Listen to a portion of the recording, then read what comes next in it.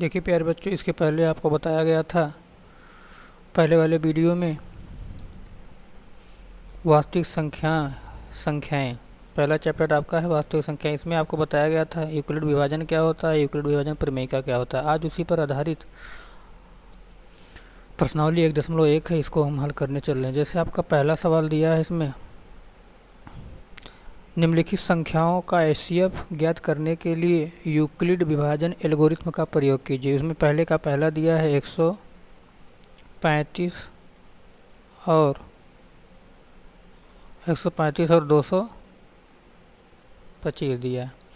अब इसको हल करने के लिए सबसे पहले हम क्या करेंगे, यूक्लिड विभाजन प्रमेय से हमको हल करना है। तो हल करने के लिए सबसे पहले इसको वैकल्पिक विधि से हल करेंगे। वैकल्पिक विधि का मतलब कल आपको बताए थे, 225 में हम 135 से क्या करेंगे, भाग देंगे। हमारी भाग कितनी बार जाएगी, एक बार। तो यहाँ पे 135, यहाँ पे 0, यहाँ पे आपका बचेगा 12 में से 3 जाए 9। अब यहाँ पे 0 बचा, तो अब 90 से भाग देंगे 135 में।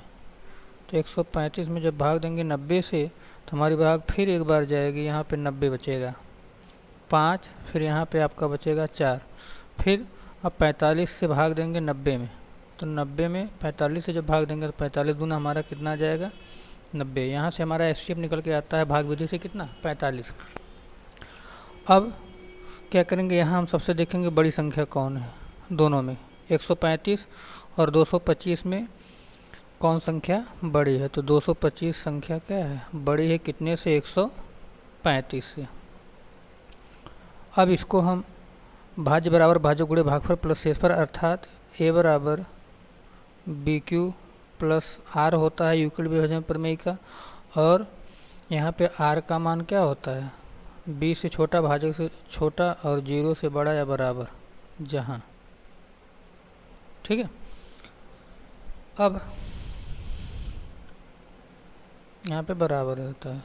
ठीक है।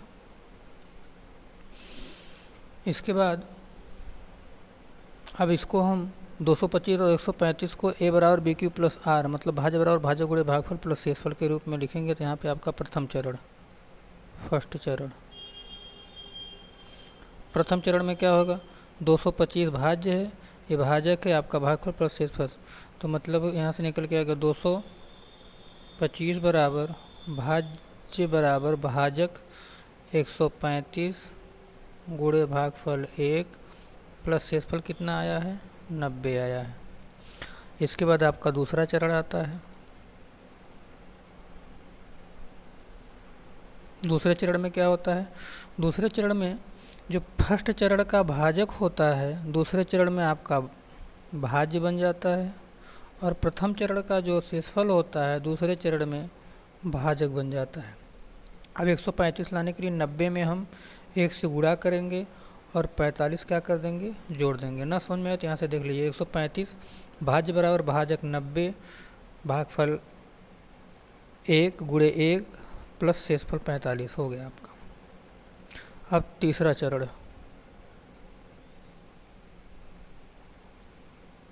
तीसरे चरण में फिर वही बात जो पहले वाले, इसके सेकेंड चरण में जो आपका भाजक है, थर्ड चरण में भाज्य बन जाएगा बराबर, और जो दूसरे चरण में आपका शेषफल था, तीसरे चरण में आपका बन जाएगा क्या, भाजक। 45 में 2 से गुणा करेंगे, 45 दूना 90, शेषफल कितना आ गया, 0। अब हमारा शेषफल निकल के यहाँ पे कितना आएगा, 0। शेषफल बराबर आ गया 0। और भाजक कितना आया, हमारा भाजक निकल के आया कितना, 45। भाजक कितना निकल के आया, 45।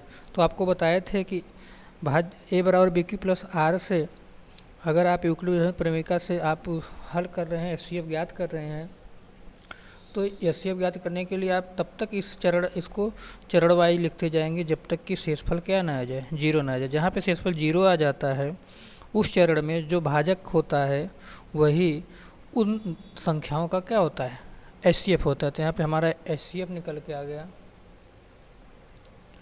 क्या निकल के आया, एचसीएफ निकल के आया यहाँ पे देखिए कितना है, 45 है, तो हमारा 45 क्या हो जाएगा, आंसर हो जाएगा।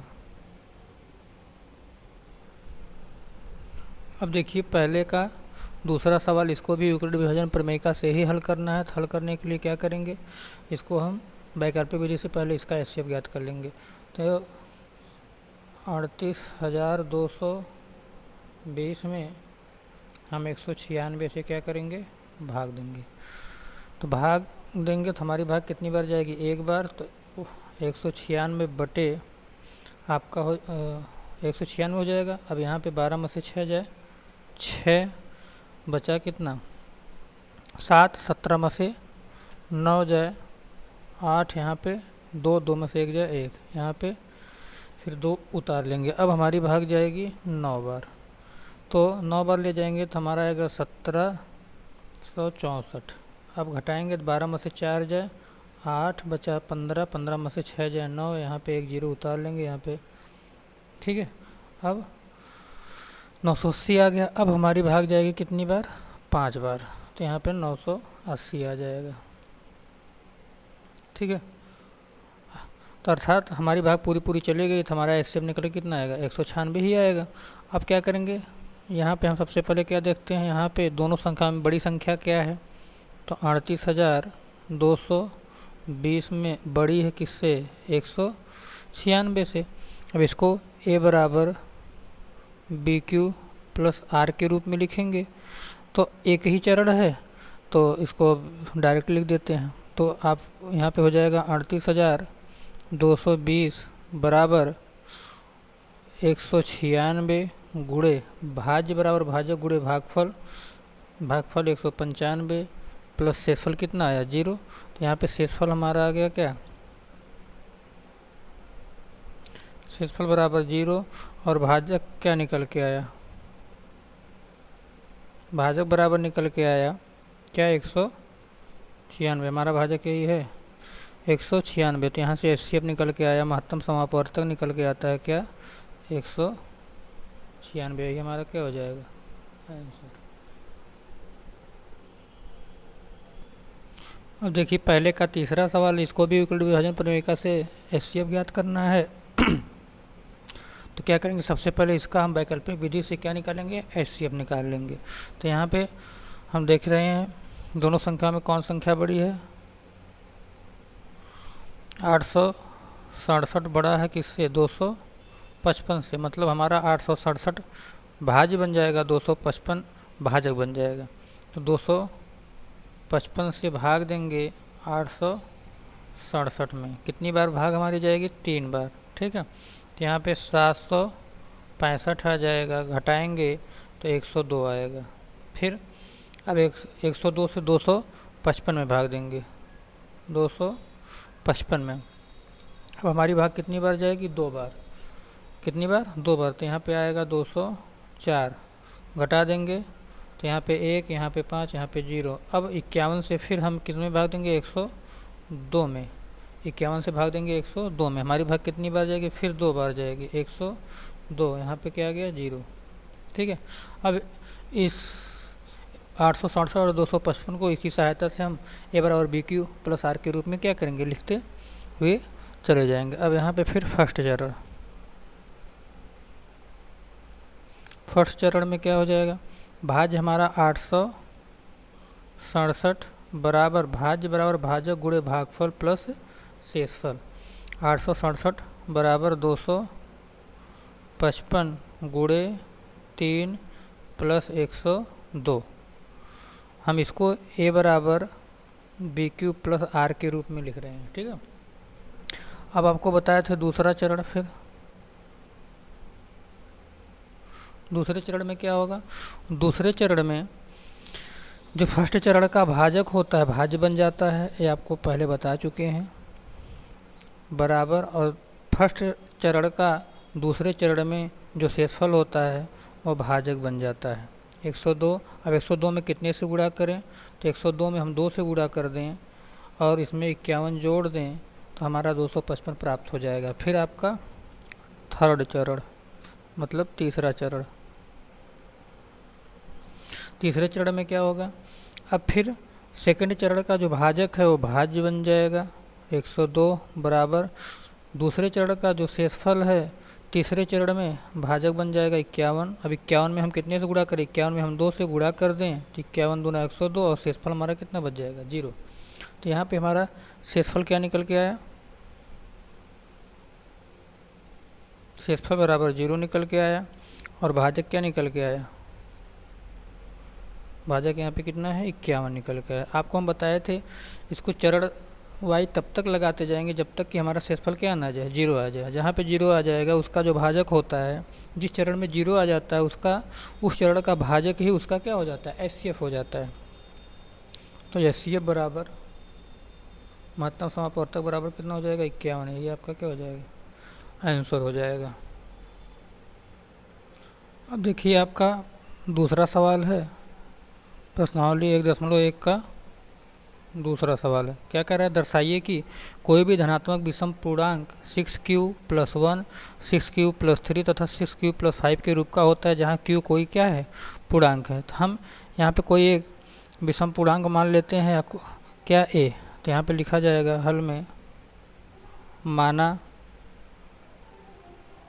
माना a एक विषम पूर्णांक है, विषम पूर्णांक है, ठीक है। अब इसके बाद इसको यूक्लिड विभाजन प्रमेयिका से सिद्ध करना है, तो लिखोगे यूक्लिड विभाजन एल्गोरिथम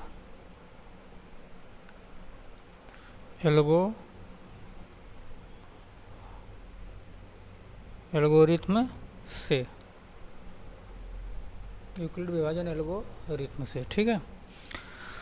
फिर पुनः मानोगे, माना ए को 6 से भाग देने पर 6 से भाग देने पर भागफल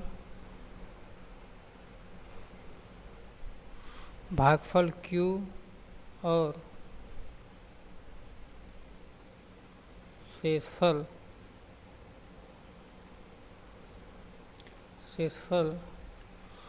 r है या r आएगा है या मतलब इसलिए आपका क्या निकल के आएगा a बराबर, अब देखिए जो आपका a 6q + 1 6q + 3 6q + 5 के रूप में दिया है, तो यहाँ पे भाज्य बराबर भाजक गुणे भागफल प्लस शेषफल के रूप में दिया है, तो यहाँ पे a का मान कितना आया है 6 है।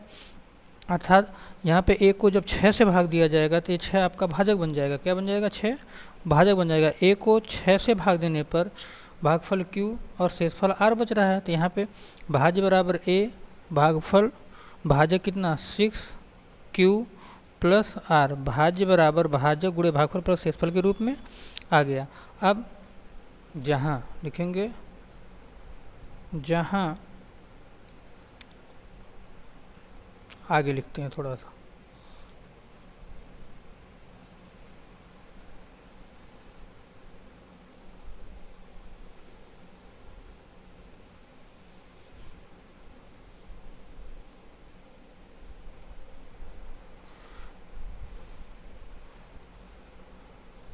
अभी हमारा कितना, अभी क्या लिखा गया था a बराबर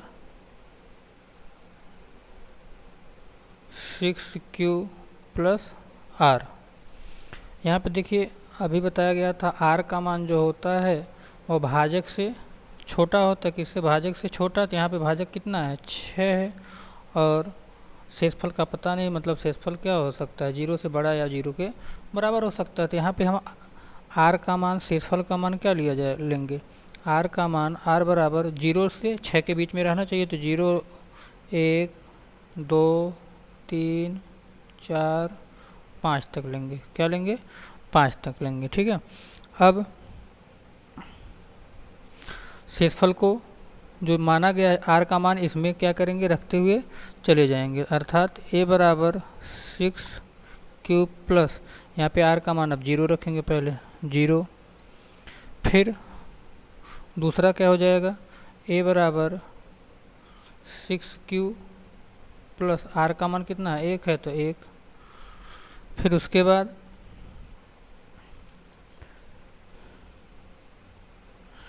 a बराबर 6q प्लस 1 रखा गया, फिर 2 रखेंगे 2। फिर a बराबर 6q प्लस 3। फिर a बराबर 6q प्लस 4 रखेंगे। फिर a बराबर 6q प्लस 5 रखेंगे। 5 तक हम लिए हैं, ठीक है। लेकिन यहाँ पे देख रहे हैं क्या,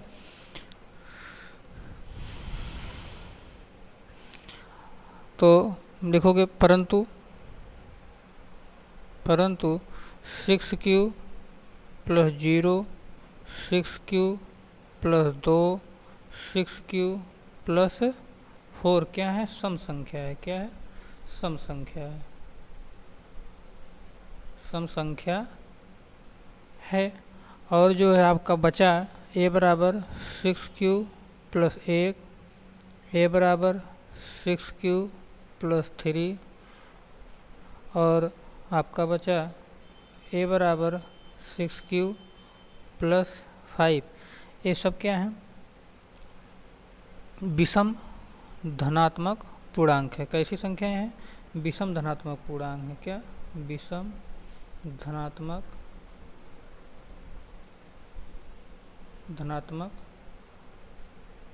पूर्णांक, विषम धनात्मक पूर्णांक है।